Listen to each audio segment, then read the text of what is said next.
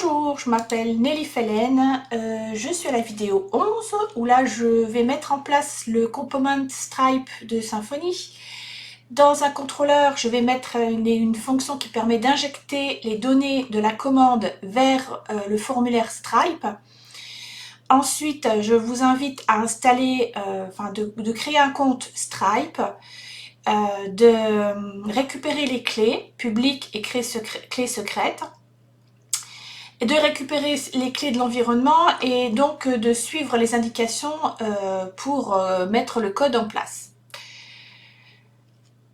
Vous allez donc installer en premier votre compte Stripe. Donc vous allez mettre en place ce compte en paramétrant toutes les informations demandées, c'est-à-dire le nom de votre entreprise. Il faudra mettre un RIB. Et voilà, Stripe va vous demander plein de petites informations. Donc, je vais dans Outils de développement et je vais dans Guide de démarrage du développement. Et là, je vais avoir toutes les informations qui me permettent de mettre en place. Donc voilà, vous avez des clés. PK Test, c'est des clés de test, de développement. Vous avez aussi les clés officielles de prod. Mais là, je vais vous montrer les clés de développement puisque ce sont elles que j'ai utilisées pour faire mes tests. Ça permet d'avoir des paiements fictifs et de pouvoir tester toute votre application. Ensuite, il faut installer la bibliothèque Stripe. Donc, c'est ça que je vous disais, d'installer le component Stripe. Vous faites composer require stripe /stripe.php. Dans votre terminal, là, c'est ce que vous tapez. Vous tapez composer require stripe /stripe-php puisque c'est en PHP et vous validez. Tout va s'installer. Ensuite, une fois que vous avez récupéré vos clés publiques et secrètes ici, vous les mettez de côté en copie, soit sur un formule texte. Moi, en fait, j'aime bien ouvrir des blocs-notes comme ça. J'ouvre des blocs-notes, quand je code et comme ça, je mets tout dedans et j'ai mes infos accessibles facilement parce qu'elles seront utiles plus tard. Ensuite, il faut mettre en place le code pour le tunnel de paiement. Alors, le tunnel de paiement, c'est ce qui permet de se connecter sur l'application Stripe, de lui transmettre vos informations, d'attendre une intention. Après, il y a un retour. Et quand le retour est favorable, à ce moment-là, la personne reçoit un formulaire de paiement où il rentre son numéro de carte, son nom, il y a l'email, la date de validité, le petit code de 3 chiffres de sécurité, et il valide. Et quand il valide, à ce moment-là, c'est transmis à Stripe, et Stripe, en retour, renvoie si c'est une réponse positive. Vous avez à ce moment-là un template de succès, et si c'est négatif, à ce moment-là, vous avez un template, ça vous amène sur un component pour un template pour un échec. Dans votre code, vous allez paramétrer votre paiement en mettant le currency, c'est-à-dire la monnaie. Vous mettrez le nom du produit, le prix du produit. Je vais vous montrer tout ça un peu plus loin. C'est pour collecter toutes les informations de paiement. Et ensuite, après, on fait le test. Donc moi, je mets cette carte-là, 42, 42, 42, 42, et ça permet de faire le test. Alors, voici mon dashboard personnel de Stripe, où là, je peux voir, je suis donc en mode test, tous mes paiements. Là, à chaque fois, vous aurez le paiement s'il est réussi ou pas. Ce qui est bien avec Stripe, c'est que vous pouvez, si la personne n'a pas reçu d'email, renvoyer un mail, là, voilà, vous pouvez renvoyer un mail à la personne, vous pouvez la rembourser. Si jamais il y a un souci, elle veut être remboursée, vous pouvez la rembourser par là. Voilà, vous avez plein vous pouvez aller cliquer sur un paiement et vous avez toutes les informations. Donc vous avez la date, le numéro de la carte, la fin de la carte, mais là bien sûr c'est un essai, c'est 4242, comme quoi le paiement a réussi, à quelle heure. Là vous avez des renseignements concernant le panier en fait, enfin la commande, la personne, ce qu'elle a commandé comme produit, le transport, la TVA. Là vous avez aussi tout ce qui est comment dire, référence de paiement en fait. Vous avez un ID de session à chaque fois, cet ID là. C'est celui qui est retourné quand c'est réussi et c'est ce qui est utilisé dans notre code pour comment dire, l'enregistrer dans la table de order et de pouvoir savoir quelle commande a été validée, parce que si la personne a échoué à certaines commandes, dans son tableau de commande, on ne saura pas laquelle a réussi, laquelle a échoué. Donc c'est cet ID qui nous permet de savoir. Donc là, vous êtes localisé. Là, c'est tous les paiements qui sont associés. Bon, après, c'est les questions de métadonnées. Et ça, vous avez un rapport. Un rapport de tout ce qui s'est passé par rapport à vos paiements Stripe. C'est un état, un rapport. Voilà. Donc ça, pour Stripe, c'est fait. Je vais me connecter.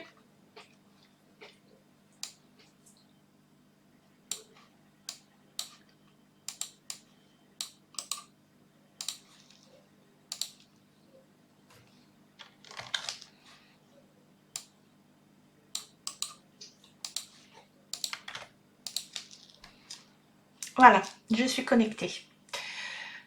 Je vous ferai une démonstration après. Je vais déjà vous montrer au niveau du code.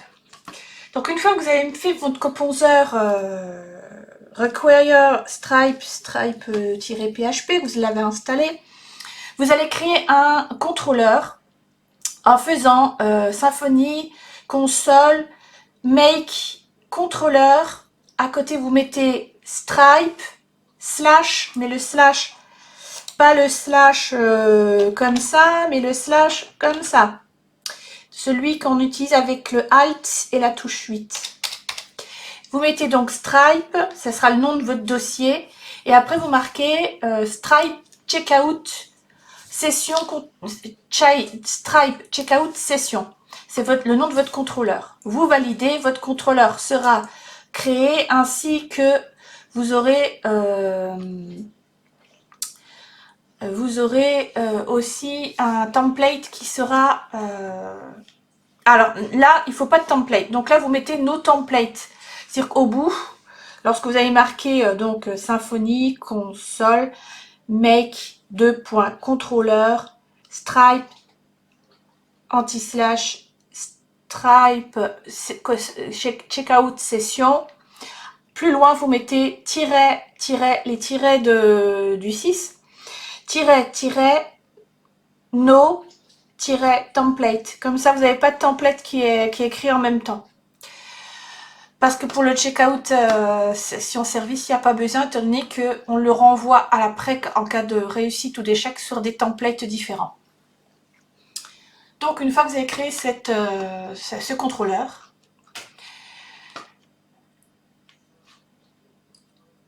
il faut, et ça c'est important, je vais vous montrer, je l'avais mis, ça c'est le succès, installation, non, ça c'est le succès, ça c'est le template, installation, non c'est pas ça, je ne sais plus où je l'ai mis, bon, je voulais vous montrer en fait, je voulais vous montrer comment Stripe explique avec plus de précision. Donc, je vais retourner dans Accueil. J'aimerais bien trouver développement dans la documentation. Il y avait une documentation beaucoup plus précise. Documentation, démarrer. Ouais, c'était ça. Voilà. il sera beaucoup plus précis, c'est ça. C'est exactement ce que je voulais. Donc, c'est bien de l'HTML côté client et PHP côté serveur. Donc, en fait, dans votre code, là, votre checkout, voilà, contrôleur, il faut mettre comme nom create, là, le nom de la route. Create-checkout-session. Donc, on met exactement comme lui. Le nom là de la route, ça n'a pas d'importance. Mais l'URL, il faut vraiment que ce soit l'URL là. Ensuite, vous mettez votre nom de domaine. Vous pouvez le mettre dans le point .env. Moi, je l'ai mis là, je le mettrai dans le point .f plus tard, quand je mettrai en prod. Pour l'instant, ça gêne pas, personne ne peut le voir. Et puis, de toute façon, si vous êtes en localhost, donc voilà, c'est votre domaine pour le développement. Ensuite, vous allez appeler votre user pour savoir si vous êtes bien connecté. Donc, user, this get user. Ensuite, vous appelez le carte, mais ça, c'est le carte de la table carte. Vous demandez s'il existe. Sinon, s'il n'existe pas, il n'y a pas eu de panier, donc on retourne à l'accueil. Là, je l'ai mis 2 fois, get user. Bon, c'est... Ouais, je vais l'enlever parce qu'en fait, il n'y a pas besoin qu'il y soit 2 fois. Ensuite, ce qu'il vous demande, c'est de mettre là. Alors, requiert vendeur, ça c'est bon, on a tous les vendeurs, donc vu qu'on a fait une installation complète, il n'y a pas besoin de s'en soucier. C'est cette ligne-là qui est importante parce que c'est là où vous allez mettre votre clé secrète. C'est la clé côté serveur. Et donc vous mettez, alors là il y a 2 stripes, mais j'ai utilisé un use stripe, ça veut dire que là j'en mets qu'un en fait, j'enlève le premier. Voilà, donc je mets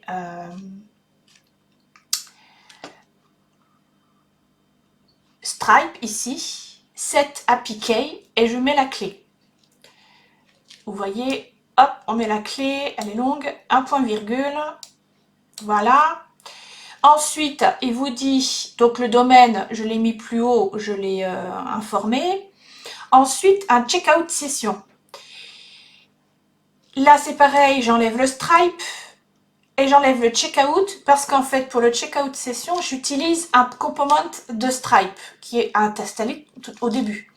Donc, je fais stripe checkout session. C'est-à-dire que quand je vais faire ça et que je vais faire import classe, c'est ce qu'il va me mettre. Ensuite, une fois que vous avez installé la classe, vous continuez en mettant un paramètre de ce qui va être envoyé à Stripe. Il faut vraiment suivre les informations de Stripe, sinon ça n'arrivera pas, ce ne sera pas accepté par lui. Donc là, vous avez la ligne item, où moi, la ligne item,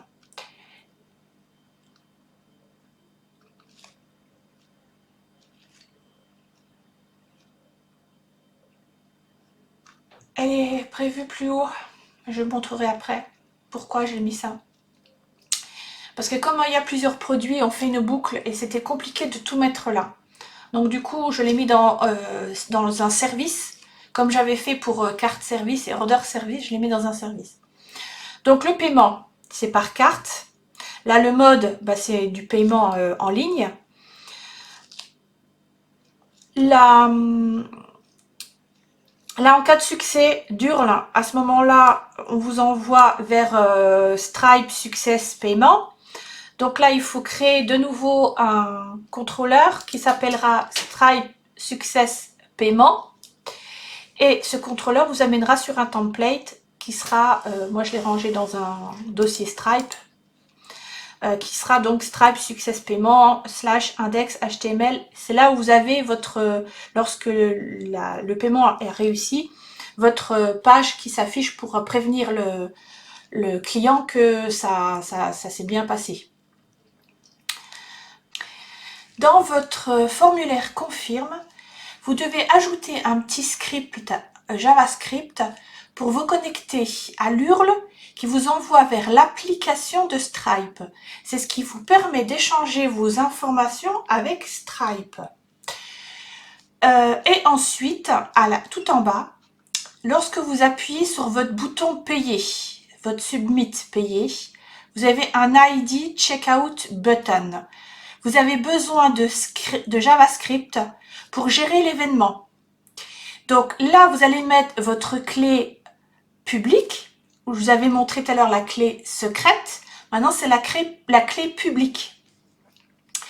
Et ensuite, dans un objet, dans une variable, vous allez chercher dans le document le get element by ID.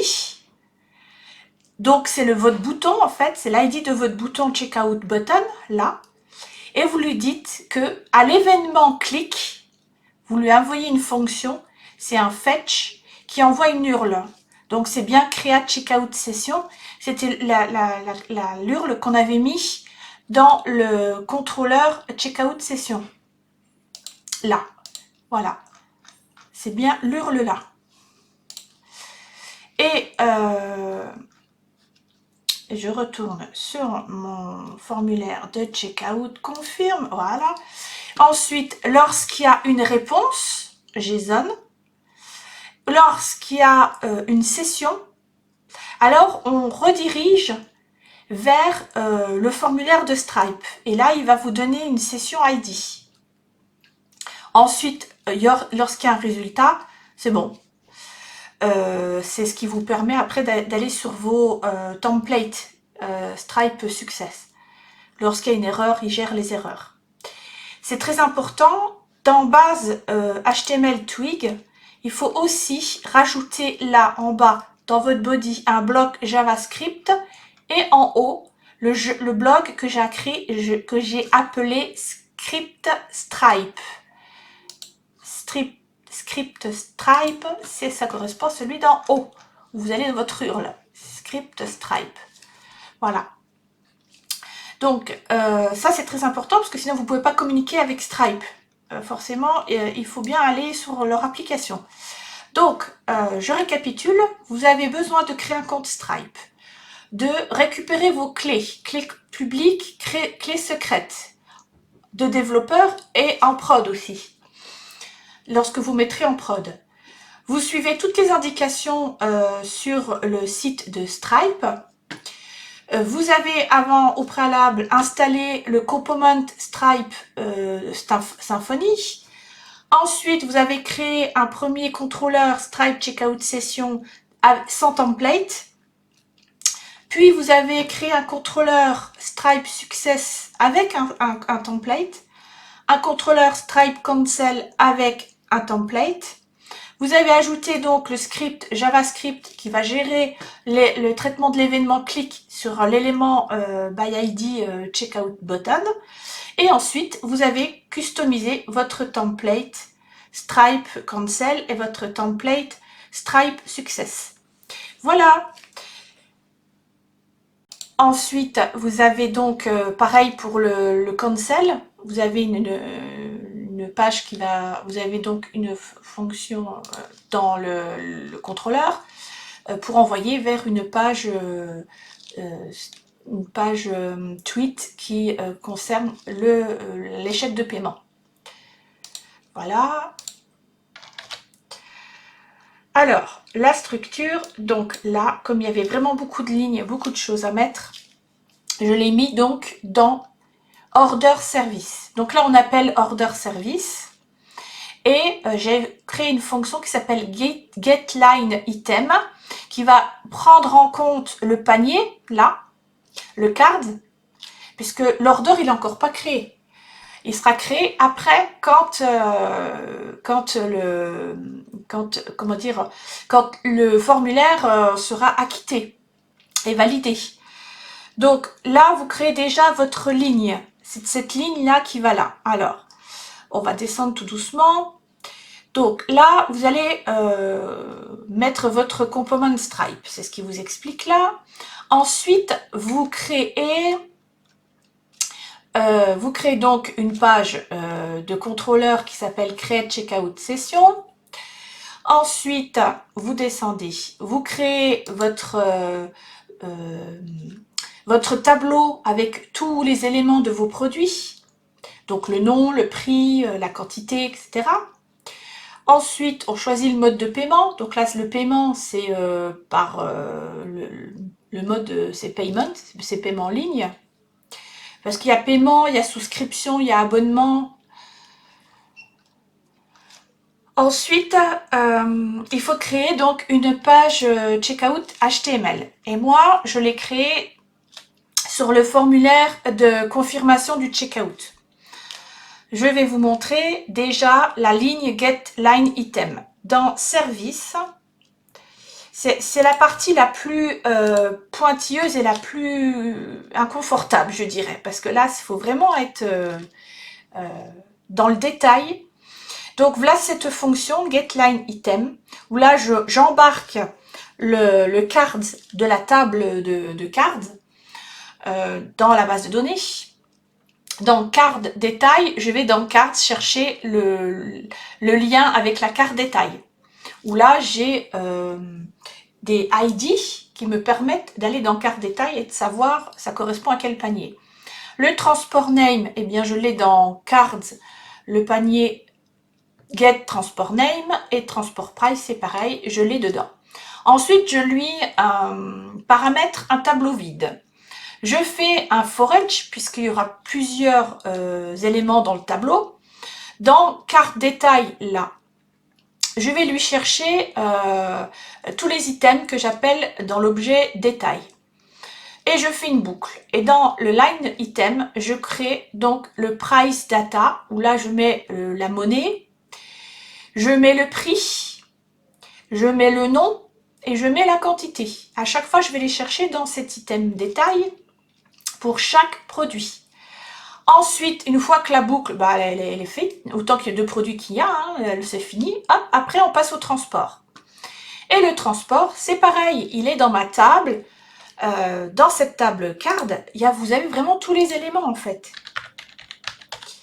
Dans cette table card, vous avez bien, j'y retourne, vous avez bien le nom, le prénom, l'email, le transport name, le transport price, l'adresse, si c'est payé ou pas, la quantité.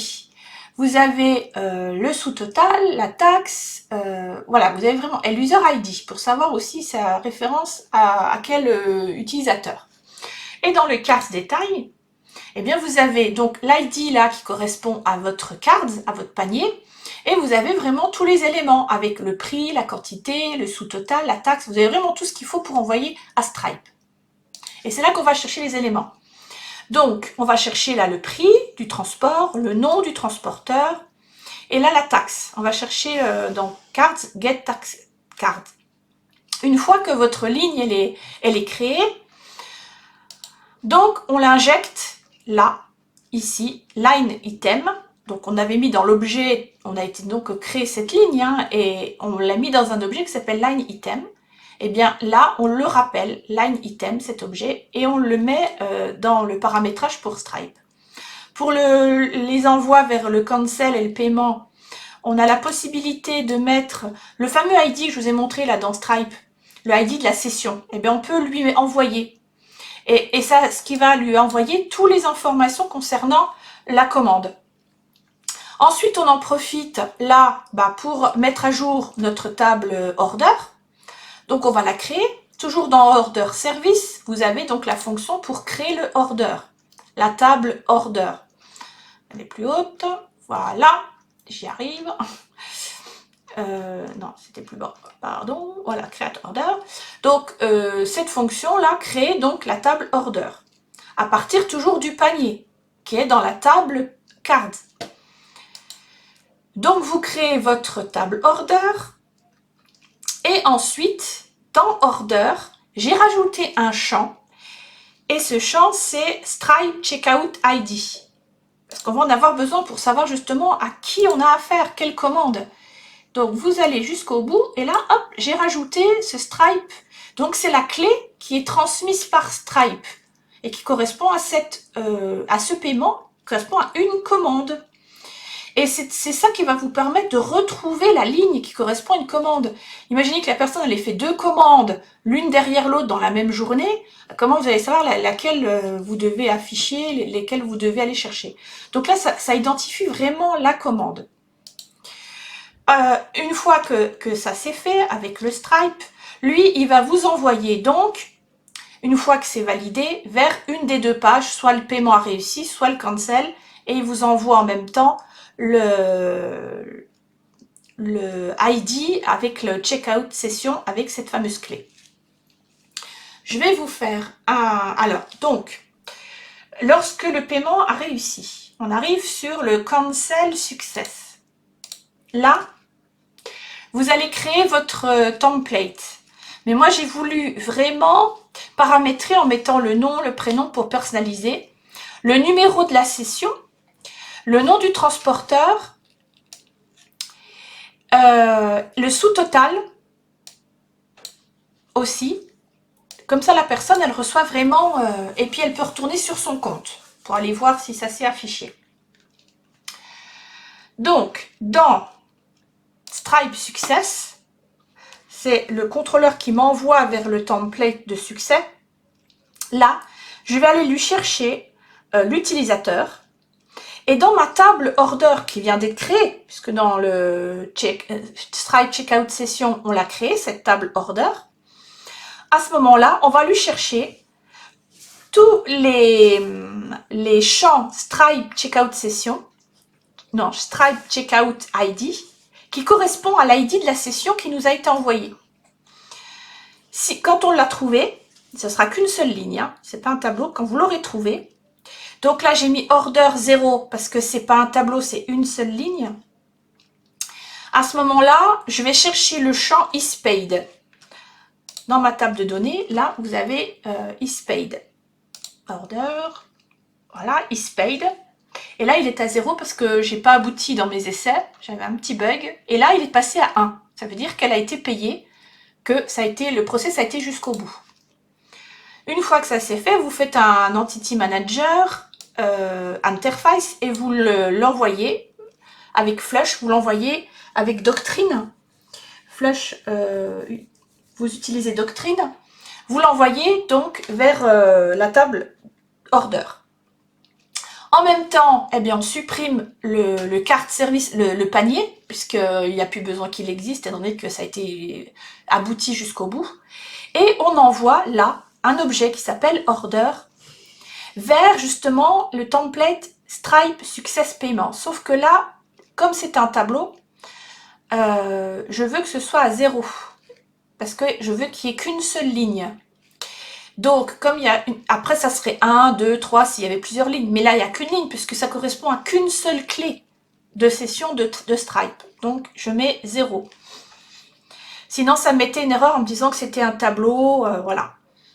Alors, là, par contre, j'ai fait une capture d'écran pour vous montrer ce que ça mettait comme... voilà. Quand là, je fais... un DD, non, je retourne dans le Success pour vous montrer, voilà. Stripe Success, voilà. Quand je fais un DD, là, ici, si je fais DD Order, là, eh bien, justement, vous arrivez sur cette image. Voilà, vous arrivez là, sur ça. Et là, vous voyez bien que vous avez un tableau, 0, là. Je vais vous mettre un peu plus grand pour que vous puissiez voir. Voilà, vous avez un 0, vous avez un tableau. Et quand vous ouvrez ce tableau, vous avez toutes les informations. Et vous avez bien ce Stripe Checkout ID. C'est bien la clé qui est renvoyée par Stripe. Et avec toutes ces informations, eh ben, je vais pouvoir travailler sur mon template. Mettre le nom, le prénom et toutes les informations dont j'ai besoin. Le total, la date, etc., etc.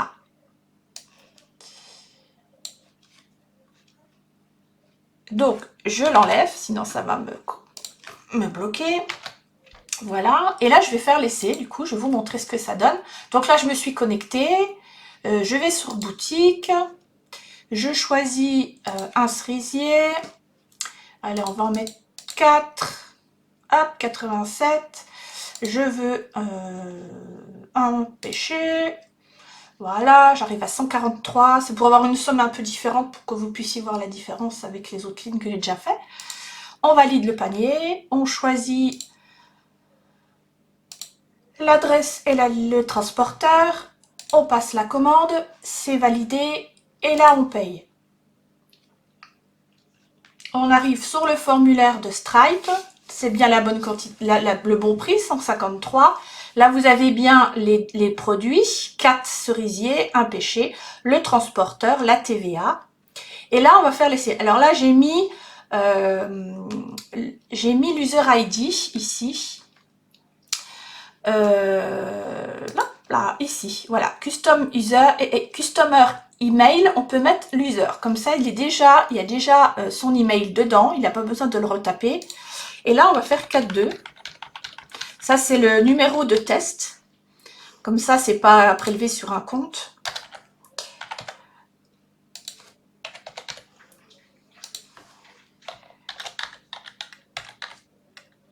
Voilà. Et je fais payer. Là, c'est validé, c'est accepté et j'arrive sur ma page de réussite. Cette fameuse, ce template de Stripe Success. Et c'est ça, je vous ai dit qu'il fallait renvoyer les informations de la table order pour pouvoir personnaliser. Bon, je vais refaire un peu le design parce que là, c'est un peu trop sur le bord, là. Et du coup, je vais lui mettre un margin de façon à ce qu'il puisse être un peu plus centré. Donc là, j'ai bien le nom, le prénom, j'ai la référence du paiement, j'ai le transporteur, c'est Éco-Livraison, qui vous informe par mail ou par téléphone sur le jour de livraison. C'est pour ça que c'est important d'avoir le téléphone. Un email de la part de Stripe va vous parvenir avec la récap de la commande pour un montant de 153,94. Et là, je peux retourner sur mon compte. Donc là, il faut se reconnecter, c'est normal, parce que pour accéder au compte, il faut être connecté, c'est une sécurité. Voilà.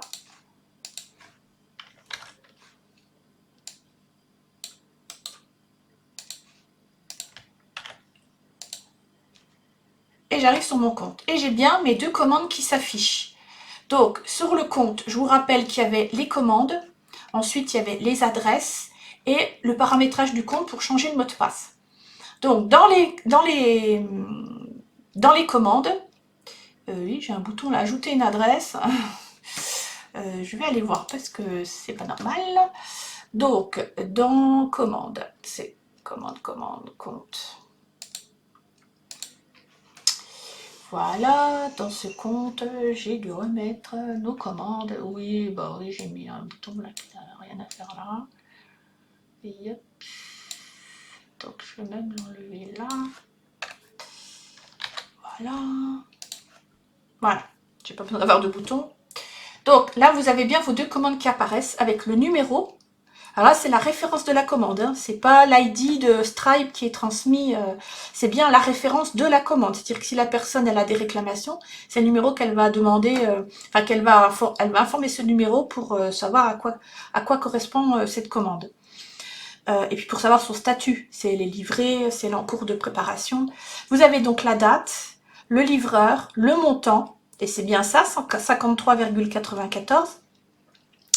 Vous avez l'adresse avec le nom, la rue, l'entrée et le téléphone. Ça, c'est ce qui est transmis après au transporteur.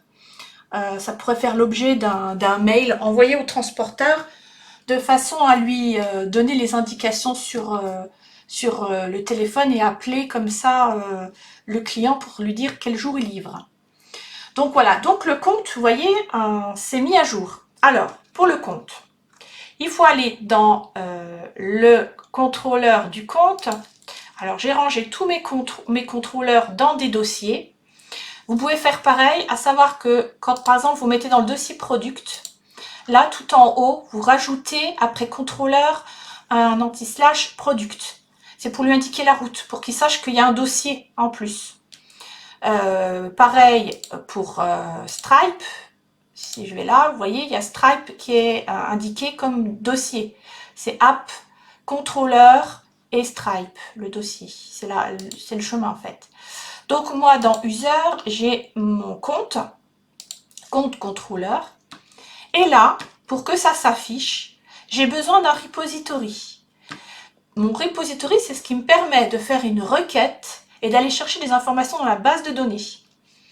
Donc, j'ai un order repository, puisque dans les repositories, j'ai bien order repository, ce qui correspond à ma table order, le plat. Et donc ça, je l'enlève, j'en ai plus besoin, parce que là, j'ai trop de choses. Je retourne dans mon compte contrôleur, voilà. Donc, dans ce chemin dur le compte, je suis bien dessus, j'ai besoin de mon order repository. Là, je vais prendre un objet et dedans, je vais lui injecter une requête SQL, le find by, je veux chercher par le champ isPaint qui est à true, c'est-à-dire qu'il y a 1. Les zéros, j'en veux pas. Ceux qui n'ont pas abouti, je ne veux pas les voir. Et avec l'user qui est connecté. Donc, c'est bien l'user get user qui est connecté et de façon descendante, c'est-à-dire du plus récent au plus ancien. Cet objet-là, je l'envoie vers le template order et c'est ça qui me permet après de construire mon template. Donc, je lui pose la question. Donc là, après, vous paramétrez votre HTML comme vous voulez.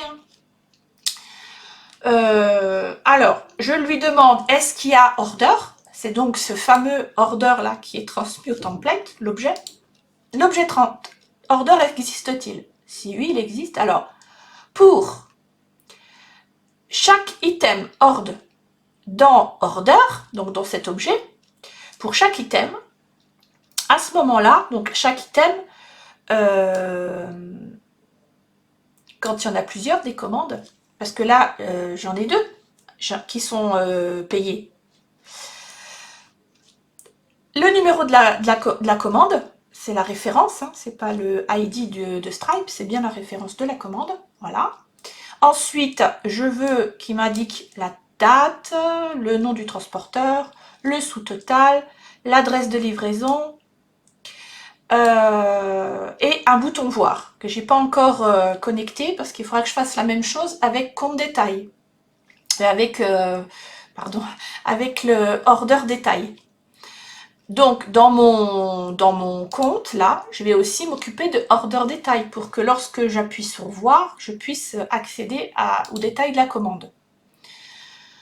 Je ne sais pas encore si je vais l'afficher en dessous sur une page à part, je vais voir, je ne sais pas du tout. Je ne sais pas du tout comment je vais encore procéder, je n'ai pas réfléchi. S'il n'y a pas de commande, à ce moment-là, il me dit, else, s'il n'y en a pas, bah, nous n'avons pas trouvé d'adresse, alors c'est pas d'adresse, c'est de commande. Vous concernant, merci. Enfin, merci de... Non, je vais juste mettre ça, c'est suffisant. Voilà. Et voilà pour les commandes. Ensuite,